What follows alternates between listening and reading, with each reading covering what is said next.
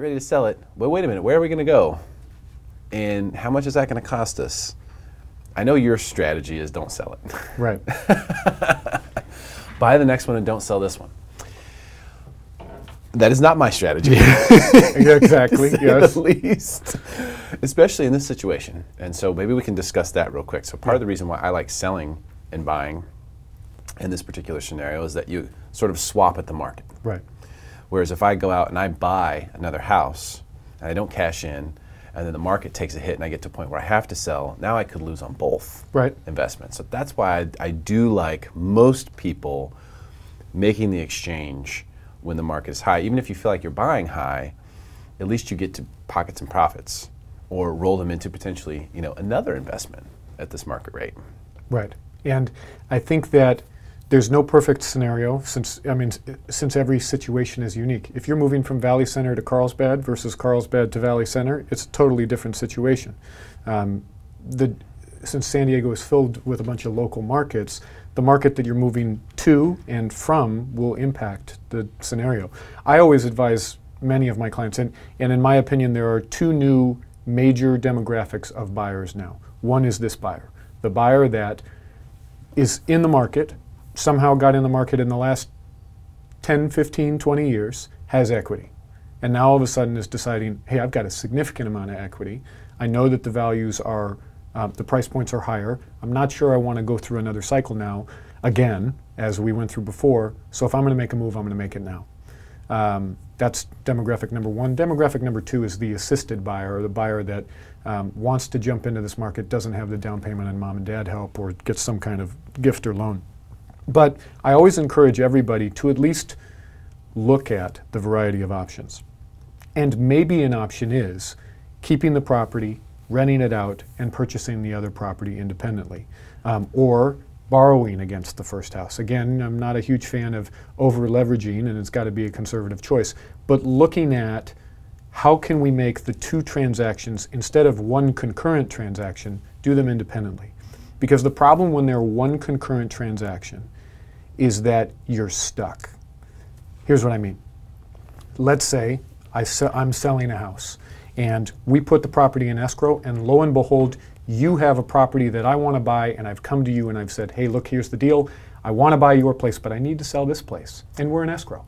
And I have some funny rounding that I like to do with my numbers. So. And these numbers are going to round in my favor. They'll I hope that is slightly throughout the process. Just don't mind. Just go with it.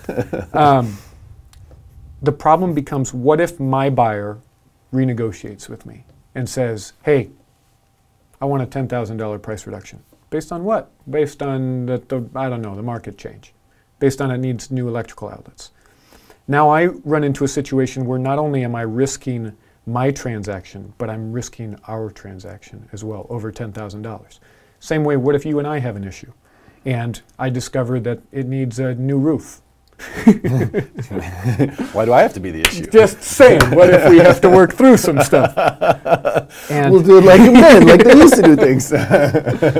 So there's a $10,000 roof repair, and you say no. Well, I'm selling a house, and I'm buying yours. So what am I going to do if I cancel that one? But it's very, very difficult as a seller to cancel. Oh, is it? I can't just say, hey, I changed my mind. Specific performance is something. I've had a couple situations, one in particular that happened last year, where we were the buyer, we had performed. 3 days before the close of escrow, the seller said, I want out. So do you think that doing those legged transactions is a bad idea, that people should, if you're going to sell and buy, they should sell this one, go somewhere else, and then buy separately? I think that, again, every situation is independent, so it's hard for me to make a sweeping statement about most. What I need you to do is make a sweeping statement right now. But for a sweeping statement, do them independently. Okay. Move twice. Sell, rent short term, then buy. Couple reasons why I say it. Number one is you can command top dollar. You can fight for top dollar on your sale. You can negotiate hard. I mean, this is a seller's market, of course, as we all know, but you can still negotiate with the seller, and you're not writing a contingent offer. You're not saying, hey, I love your house and I'll pay you fair market value, but I need to sell this one. And more importantly, since the terms of a contingent offer are less advantageous to a seller, many times you make up for crummy terms with a high price. But you get your money out, you do either a short-term rental, you can also do a lease back, depending. If that buyer's owner occupied, the maximum that you can do is 60 days. There's a lot of caveats and tangents here, but the benefit of doing them independently also means that if the idea is I've got $150,000 worth of equity in my current home and I want to use that towards a down payment, I likely want to make this move and be in that property for a long time. And depending what that property looks like and what the duration of a long time looks like, I probably want to be there for a while, so that probably means that I want to wait until I find something that I really love. I don't want to settle. Sometimes talking of the catch-22, in my opinion, the catch-22 is either I go look at property now and find something I love and tell that seller, hey, I love your house, I'll pay you exactly what you want, but here's the deal. I need to list my place. It's not even listed yet. So I'll list it. Wait for me. Just give me 30 days. Most sellers in this market aren't going to do that. Or the other option, of course, is I list my property and then I'm crossing my fingers, hoping that the property that I really want is also going to come on the market at the same exact time. If you're moving into a tract community, easier. Hey, I'm looking for a Model 2 in Encinitas in a specific tract community with an HOA of $200. Okay, that makes things a little bit easier. If I'm moving from Carlsbad to Valley Center, Carlsbad's going to sell quick. Valley Center, depending on what I want, I might need something specific. I might need horse property that's flat with 4 acres that's under a certain price point. That it's not just coming on the market every single day. I see what you mean, and that makes sense. Is this coming from experience that you have seen people lose money or make bad decisions because they were sort of put into a corner? That's a great question. I would say put in a corner, definitely. And I think that a lot of my past clients that have made money in this market has been less about them getting a screaming deal at the appropriate time and more about them making a move and getting into the market and the market appreciated. Here's what I mean. Probably 90% of my clients purchased at fair market value at the time that they purchased, but they purchased in 2013. Mm-hmm. And so in the last 4 years, now they've made 10% or whatever the numbers may be. More, probably. Yeah, probably by now much more than that. So the challenge of doing them concurrently is you tend to have to sell a little lower because you need it to sell. I mean, if somebody is willing to accept an offer of a property we haven't listed, well, then I need to get this going. And so I can't fight for top dollar now. I need to price it correctly, aggressively, within the range, knowing that in a week or two I'll be in escrow, and then 30 days from then this will be done. It does make sense. I think the only downside for people is that interim the moving twice thing. That's the real thing that people don't like. But what you're saying is you leverage both transactions. So when you're the seller, you're not going anywhere. Exactly. I don't have anywhere to be. Exactly. I'll wait for the offer that I want. I'll wait for the buyer that I want, and then I'll sell. And when I do, I'll go move over here. And then once I'm over there and this transaction's done and I've maximized it, then I'll start looking at properties. Then I'll start going, okay, how much money did we net out of this? How much do we have to play with? What can we really qualify for? Let's go write some offers. Let's see if we can actually get a house that we really like at a price that we feel comfortable with. And moving sucks. Moving twice sucks like times 10. Yes. And moving into a temporary situation is even harder. Do I put all my stuff in storage? Do I find a furnished rental? If you rent month to month or a 3-month lease, those are not cheap rentals. Yep. It creates a kind of anxiety that is, hey, we need to look, we need to be active, we need to make sure that we're looking at the market. But in my opinion, poor financial decisions are made in haste.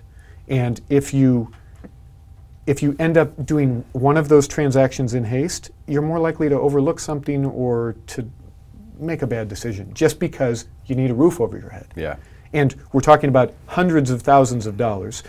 Most people that are selling a property with equity, I bet as an average have between $50,000 and $150,000 worth of equity. So therefore they're leveraging themselves into a $750,000 property, $750,000 or more, and we're making that decision based on, well, shoot, I need somewhere to live.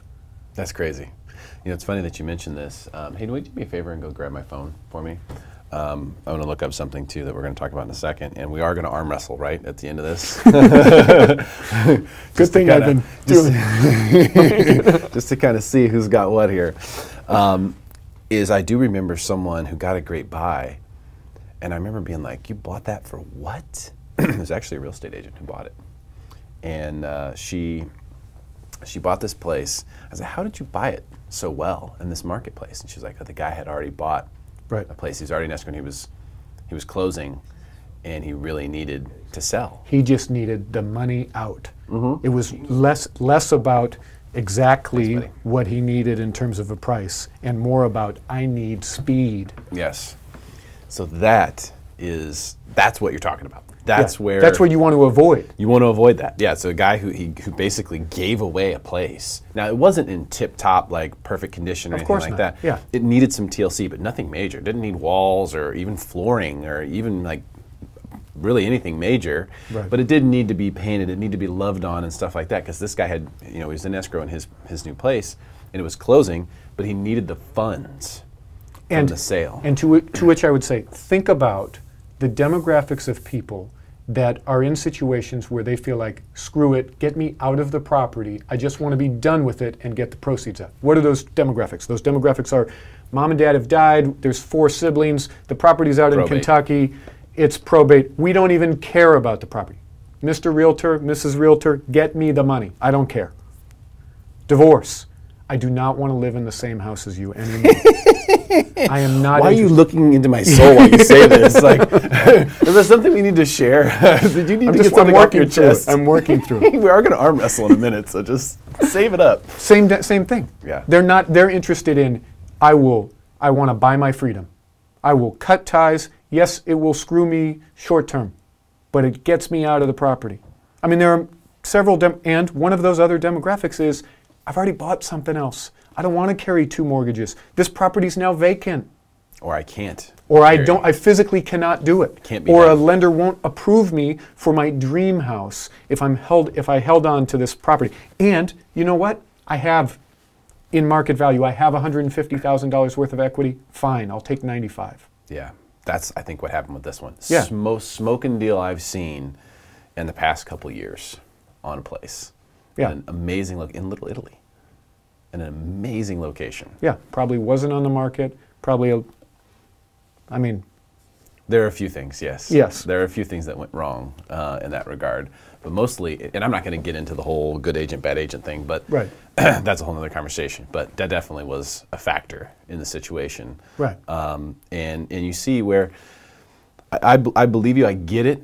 I think a lot of people are going to have a hard time with the idea of, well, you just have to move twice and then you can leverage both transactions. Although it is probably the smart, I'm saying you should sell and buy instead of holding on to the property, especially when prices are high. I'm saying you should do that. Right. What you're saying is, okay, if you're going to do that, do it in 2 transactions. Because you just like to argue with me about everything. So anything I say, I'm going to say the opposite. You say something different. Well, I'm saying there are other options, which is you can do it instead of sell-buy, you can do it buy-sell.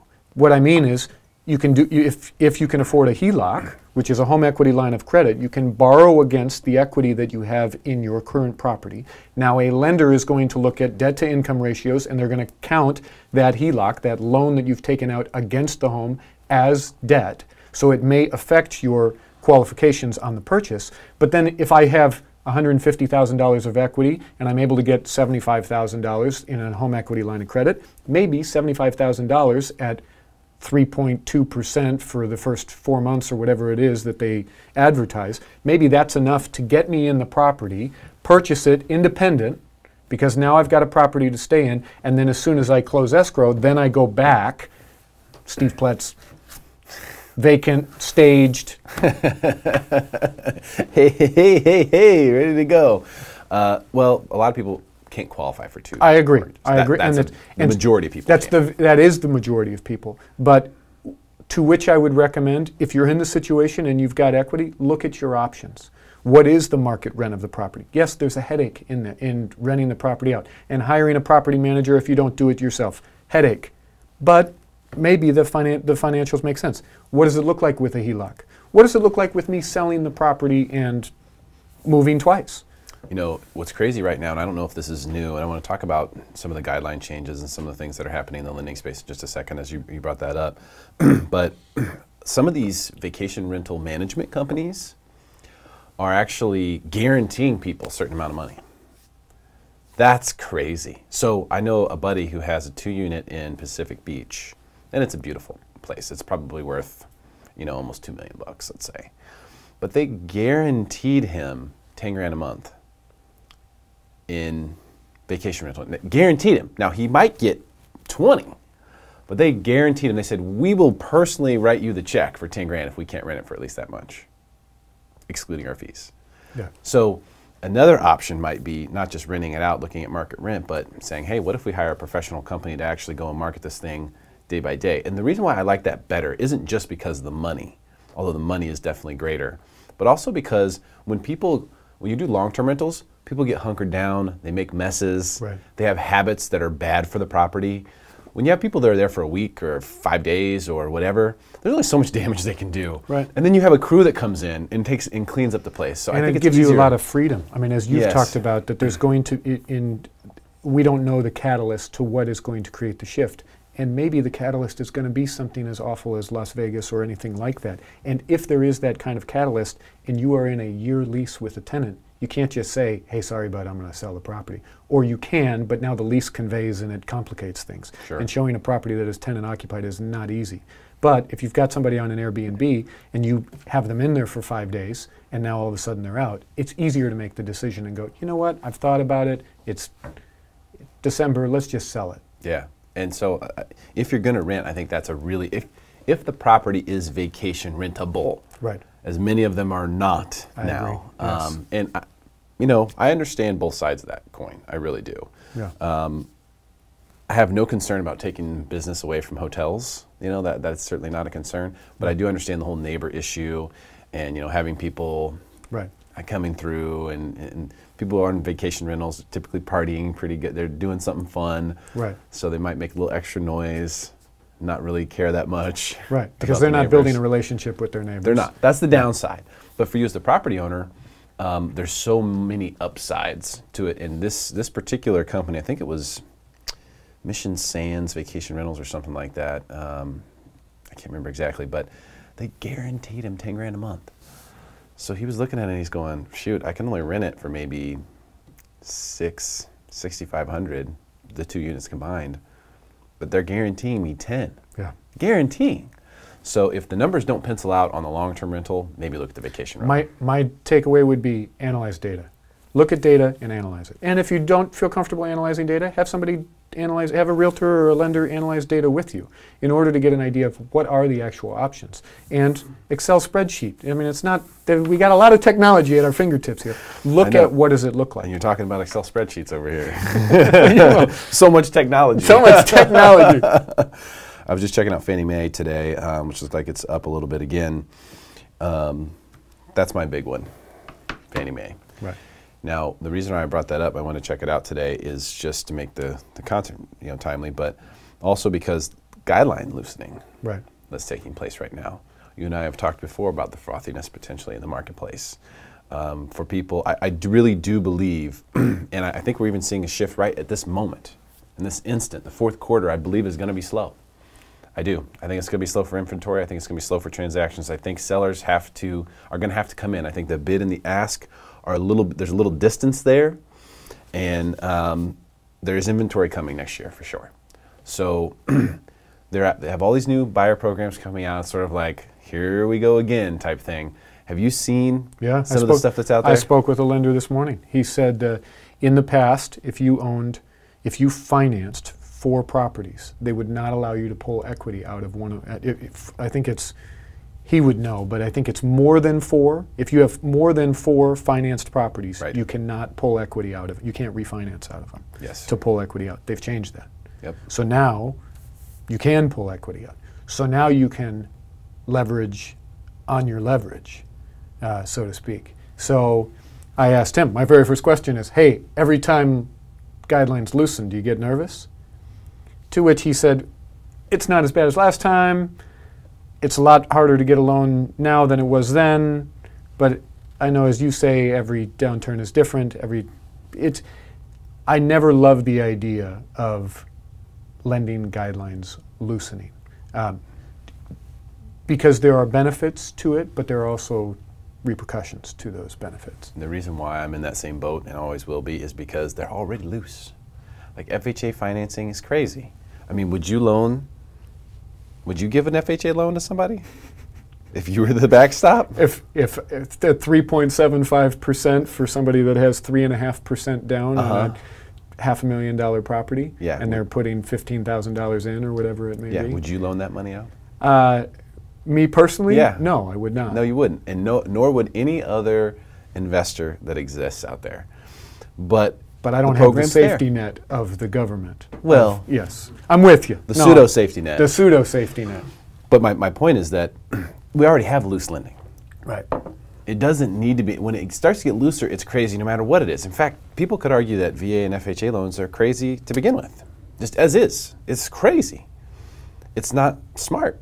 You know, it's risky. Let's put it that way. It's risky. Low credit scores, low down payments. I think with VA, it's based on some job security. And granted, things can change if you're in the military. My brother-in-law is in the military and is making decisions about his 10-year mark and wondering, should I stay in for 20 and all the different things. I think the idea behind the VA loan is that those men and women have the earning years when they would be saving a down payment. They were overseas or wherever they were putting in their time, and I think that's one of the thought processes behind the VA loan. No money down. I love the VA loan, and and I agree with you that if 90% of our sales were no money down, those situations, that's not a lot of infrastructure for our market to be built on. So do you know how many VA loans are closing every month in San Diego? You do. About 700. Okay. So, and we're somewhere around, let's call it 3,500 transactions. So it's actually about 1/5. But this is a pretty big military community. Right. So overall, you know, I don't think the VA loan is going to take down the mortgage market or the real estate market, but the FHA, now that's a much bigger percentage. So, and then of course there's lots of cash buyers too in San Diego, right. Which is great. Actually, I think that's the best thing that we have going for us here, is that we have a lot of people who have bought in cash. So that you can't be more committed than that. Right. But because there are still so many programs that are considered to be loose or risky, to add more risk in, that starts to become crazy, and that's what we're starting to see. A lot of these wild programs with, bank statements and stated income and multiple properties. We don't care how many properties you own. You can finance it in the LLC. We'll do the mortgage. I mean, all that stuff is coming back. It's great tools for people who want to get into the market who can't otherwise. Like there's some people who their taxes just will never add up, right. But they might be good for it. It's great for them, but it's also a sign. Why do we need to do that? Right. Why is that necessary? And it's necessary, I would say, because the first-time home buyers that push our market are getting priced out of our market in San Diego. Is that I talked about the other demographic of the buyer, which is, hey, I'm 22 years old, I've got good income, but I don't have $80,000 in the bank for a down payment to compete. So let me put mom and dad on the hook on this. And I think that's an unfortunate situation for most buyers, that they feel like they need to reach someone else, or that they need to get a silent second, or that there needs to be some other entity to help assist. That's my opinion. That's not the idea of the first-time home buyer purchase, is that now not only are they in debt, but that they've put somebody else in debt on the hook. All right, let's do it. I've heard enough.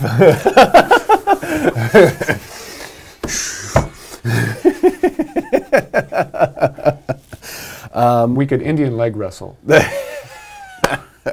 don't know if anyone wants to see that. All right, so bottom line is, this is the big takeaway. And you got me a little bit with this one.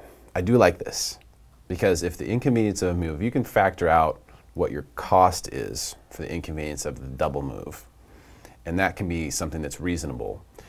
It would essentially be an investment in your two transactions. That's a great way to put it. That's the investment in your two transactions to right. provide you the leverage. Sort of like your insurance to maintain the upper hand on both sides of the transaction is how much. How much does that cost? How much is the extra move? And that's a great way to put it. And think about, so in San Diego County, how much is that? A short-term rental that you get into for 3-4 months. That's maybe furnished, so it's not cheap. That's maybe tops $15,000. And that's real money. I don't mean to make $15,000 not sound like it's real money. But do you think that you would give up $15,000 by doing a contingency on 2 transactions and claiming them as one, that a buyer might negotiate on 5 and that you might have to pay $10,000 more because of the contingency? I would say, hell yeah. So, and it's not even that much really, because you have to pay, if your house payment was $3,000 before, you know, and you're going over to $5,000. Right. You're really not, you know, how you much still need somewhere to live. Exactly. Yeah, so you're not, it's not even 15. You know, it would be a lot less than that, I think. And how much does the second move cost, or the storage? And I think if you can factor that all in and really look at it and go, okay, this is how much it's going to cost us. Let's say it's 10 grand total. The moves and the rentals, and we think it's going to take this long for us to find a home, so it's 10 grand that we're going to spend. And we will be inconvenienced with the second move, for sure. But is that worth it? Will we be able to, because that's just the plan. Remember, you still have to accept the offer. It's not like you have to go spend the 10 grand. Right. You put the home on the market with the idea that this is what we're going to do if we get the number we want. Does it make sense? Right. And if you have to look at that and go, well, based on that, we would need to get this much for the home. Exactly. Then you don't have to do anything. And as silly as it sounds, most sellers don't do what you just did there, which is, let's figure out the numbers. Instead, what they do is they say, well, my neighbor sold for that, and I'm better than him. Everybody knows that. So I'm worth $10,000, $20,000 more. I've got crown molding in my place. My goodness. I put that in on Labor Day. Carried it all the way through into the closet. Nobody does that. Just this guy. Just me. So, and then they start to look at, well, what do I qualify for? So they figure out their basic numbers, and then they look at what the market has. I just think that it's, if you just take the extra step and look at what are the options, it'll make a better decision in the end. Yeah, and unless you have some sort of inside track on a buy side, it is competitive out there. Yeah. And I think that's part of the reason why we saw, especially through the earlier part of the year, a lot of people were writing these crazy offers. And it was because they were in the catch-22. Right. Where they had already written one offer on a place that they loved, didn't get it. And then they're like, well, gosh, we've got to get a place by this time because we're selling our place. So then the crazy offer came in on the next one. Right. And so it was just all about who was the most desperate. And that's no way to make good decisions. When I represent sellers, there are many times that we'll look at a contingent offer and I'll say, there's a lot of things about this I really like. This buyer needs a roof over their head. Yeah. They're going to buy your house, and they're going to pay top dollar for it. Yes, we need to make sure that everything is good on their sales side. And if they're not on the market or in escrow, maybe that's not something that we're interested in. Maybe if they're just in the beginning of their escrow, I want to talk to the buyer's agent who's purchasing their house. Tell me about your client, their qualifications. Because now what we're doing is we're relying less on the pre-approval and the lending of our buyer, but we need to know about the qualifications of the down leg. But it's a motivated buyer. Yeah. It's a buyer that is squeezed. Yep. And if you are on the other side of the transaction, that's exactly what you want. You don't want to be that guy. Like your shiesty realtor friend. Shiesty. She's not shiesty. I mean, opportunistic. Opportunistic realtor friend. You see opportunities, and you know that guy needed a buyer. Oh yeah, yeah, he did. He needed the cash. Yeah, and she couldn't put it on the market and for a low price and get investors. No. It takes too much time. He didn't have that kind of time.